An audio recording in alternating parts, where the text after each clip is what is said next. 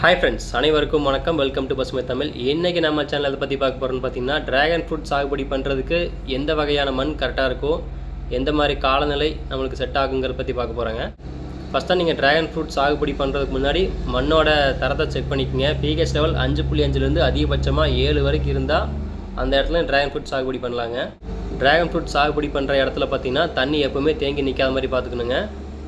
ரெண்டாவது, மழை அதிகமாக பெய்யாத இடமா இருக்கணுங்க. 4 வருஷத்துக்கு மேலே பழைய செடியிலிருந்து கிளையை கட் பண்ணி 1 to 1.5 அடி வரைக்கும் அதிகபட்சமாக கட் பண்ணி நிலத்தில் ஊனி வைக்கிறது மூலமாக புது நாற்றை எடுத்துக்கலாங்க. 10 அடிக்கு 10 அடி இடைவெளி விட்டு ஒரு கம்பத்தை சுற்றி 4 பக்கமும் நாற்று நடுறதுனால உங்களுக்கு 2000 நாற்று வரைக்கும் அதிகபட்சமாக தேவைப்படுங்க ஒரு ஏக்கராவுக்கு. இந்த இடத்துல பார்த்தீங்கன்னா 20லேருந்து 35 டிகிரி செல்சியஸ் வரைக்கும் வெப்பநிலை இருந்துச்சுன்னா உங்களுக்கு போதுமான அளவு வெப்பநிலைங்க. அதை விட ஜாஸ்தியாக இருந்துச்சுன்னா உங்களுக்கு எஃபெக்ட் ஆக சான்ஸ் இருக்குங்க.